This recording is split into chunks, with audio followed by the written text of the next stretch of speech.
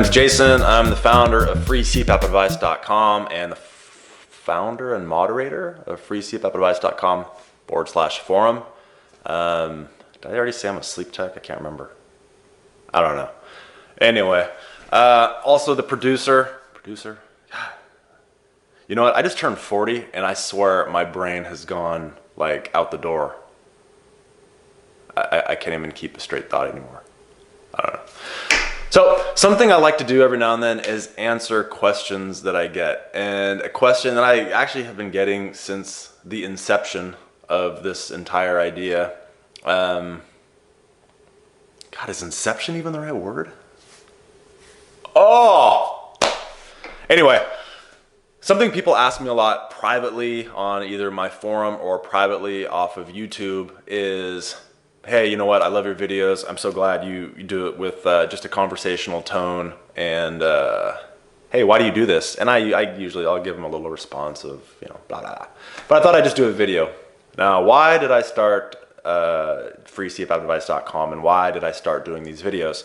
The reason I'm doing it is because my computer is being a little jackass right now. I think it's doing like 3 updates and it's like practically frozen, but it's like barely creeping along. So I'm like, why not do this video now? So why did I start FreeCPAPadvice.com? I think it was at one point I was just sitting there at work doing these things called mask fitting. So a patient will come in and the doctor always assumes it's the mask is wrong. But usually it's you know, as you know, if you've watched any of my videos, there's so many little problems that can go wrong. And just by watching things during the night shift, seeing what little things happen, seeing what it looks like on the screen, you can kind of zero in on, you know, this isn't the mask problem. And in fact, it rarely is a mask problem. It might be a mask fitting problem. A lot of times it's a pressure problem. A lot of times, you know, it's like the leaking problem, or it's the completely wrong mode of therapy. Like maybe they're on CPAP, but they really need BiPAP or, you know, whatever. But what it came down to is I was getting frustrated in my job. I'm sitting there for an hour at a time with a single patient. And this one patient gets helped, but then I'm like, you know, this is kind of when YouTube is really starting to take off. I'm like, I'm just helping one person right now. Why not share this knowledge with everyone? And so what I did is I just started a website. I found some software that create your own website because I didn't know HTML at the time. And what I did is I just put up, you know, just writings, just articles of certain things I found in certain topics. Now, of course, this had, you know, I thought all of a sudden everyone was going to flock to it. Well, of course, this didn't happen.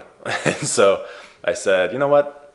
I need something else, a better way to reach it. And so I thought I'd start doing videos. And if you know me in person, well, I don't know. I'm one of those people, I'm either hot or cold. I can be real quiet or I can be extremely talkative. So talking to a camera is a little odd to me, but I always have to do it when my family's not home or my family's out of the room because I get so embarrassed by it. But for some reason, talking to it right now, knowing I'm going to upload it potentially with a lot of views, it's weird. So what I decided to do is take these same concepts and little self-help tricks and tips and just put them in videos. And that way I can just talk to people like I normally do. And I can talk to people in a way that I would like to be spoken to as well. So nothing's worse than going into a doctor and having them, you know, this is a true story.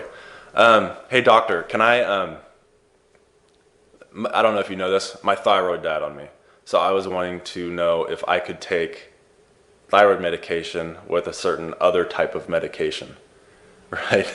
And so instead of saying, hey, can I take this medication with this other medication, instead of them saying no, what the hell? No. So I said, doctor, can I take this medication with this other medication? And instead of them saying, yeah, that should be cool, they said, I don't believe that would be contraindicated. I don't believe that would be contraindicated. So in my head, I'm like, so I can? Yes.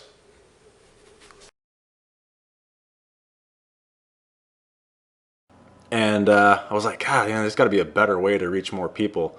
Not that I'm anything special, but you know, it's just some advice from someone who does it, different perspective, help you find your way a little more. I'm certainly learning from patients, so why not do something where I can share my information as well as other people can share their information?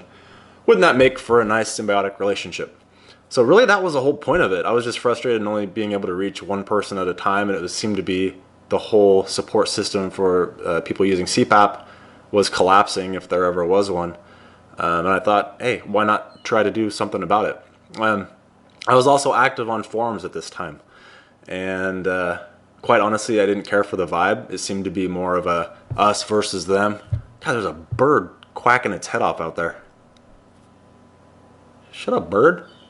I don't even know if you can hear that. So it was this us against them mentality, and I didn't really like it. I didn't find it to be constructive at all. What the hell is happening? I didn't find it to be constructive at all, and so I wanted to create my own forum and hopefully create the vibe that I wanted, where people are just there to help other people and learn about sleep apnea, sleep disorders, the treatment for sleep disorders, that kind of thing. And so far it's been a success. And then a lot of the videos I started with, I pretty much killed off those ideas. Did videos on them, and then I would kind of refine them as we went along, as we found better solutions to things. Obviously more mask reviews and mask fittings and etc. But then other topics that come up. One I just did was on like Fitbit and stuff like that. Just little things that I see. The Air Ring, the stupid Air Ring. Stuff like that. I just want to try to talk things out, and not exactly using the scientific method, but kind of, walking through it logically. Obviously, people who use CPAP are smart, and unfortunately, there's a lot of unscrupulous, even doctors and DMEs, and people trying to sell things that are just in it for the money. Money's nice. I love money too, but at some point, it's just the ethics. The ethics gotta be ethical, buddy. So another thing, probably the most important thing to me that I appreciate is when people just speak to me like I'm a normal human being. The thing that I like the most is when people just speak to me like a normal human being.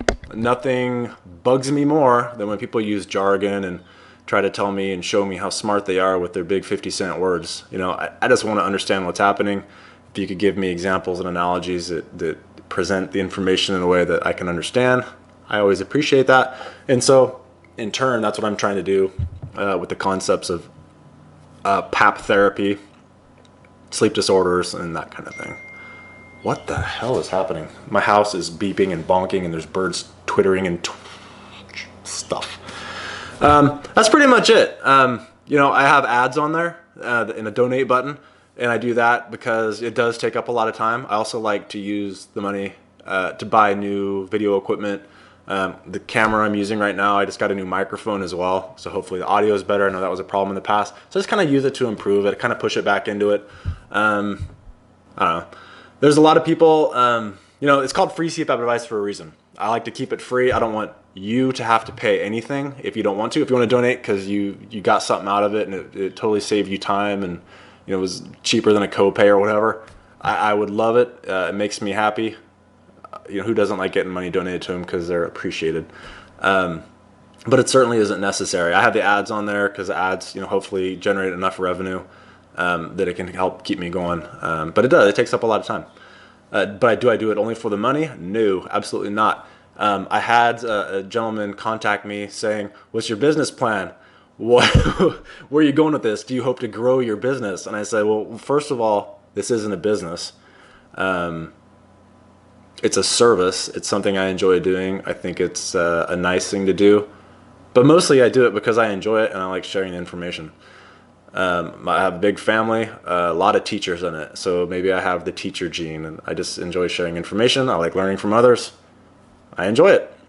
So am I looking at it as a business? The whole guy's angle was you should use this, charge people money for advice.